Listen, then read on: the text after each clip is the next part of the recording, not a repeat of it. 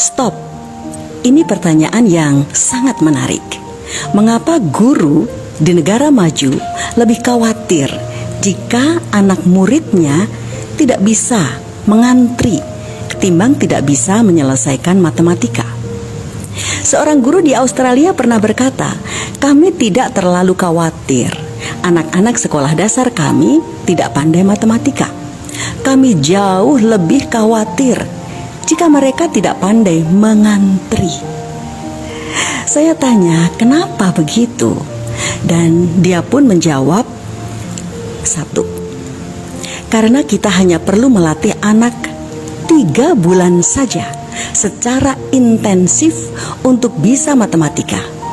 Sementara kita perlu melatih anak hingga 12 tahun atau lebih bahkan untuk bisa mengantri dan selalu ingat pelajaran di balik proses mengantri tersebut. Yang kedua, karena tidak semua anak kelak menggunakan ilmu matematika kecuali tambah, kali, kurang, dan bagi. Sebagian mereka akan menjadi penari, menjadi atlet, menjadi musisi, dan lain-lain. Yang ketiga, karena semua anak sekolah pasti lebih membutuhkan pelajaran etika moral dan ilmu berbagi dengan orang lain saat dewasa kelak. Jadi apa pelajaran penting di balik budaya mengantri? Banyak sekali. Yang pertama, anak belajar manajemen waktu. Jika ingin mengantri paling depan harus datang lebih awal dan persiapan juga lebih awal. Kemudian yang kedua, anak belajar bersabar menunggu gilirannya jika ia mendapat antrian di tengah atau di belakang. Kemudian yang ketiga, anak belajar menghormati hak orang lain. Yang datang lebih awal akan dapat giliran lebih awal. Kemudian yang keempat, anak belajar disiplin, setara, tidak menyerobot hak orang lain.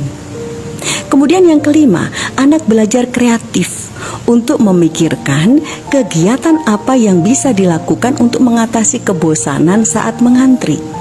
Kalau di Jepang biasanya orang akan membaca buku saat mengantri.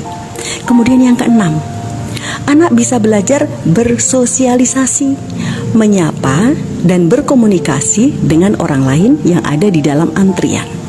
Yang ketujuh, anak belajar tabah dan sabar menjalani proses dalam mencapai tujuannya.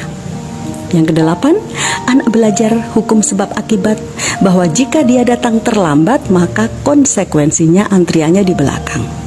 Yang kesembilan, anak belajar disiplin, teratur, dan menghargai orang lain.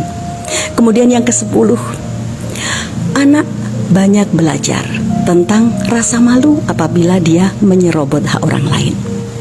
Masih banyak pelajaran lainnya.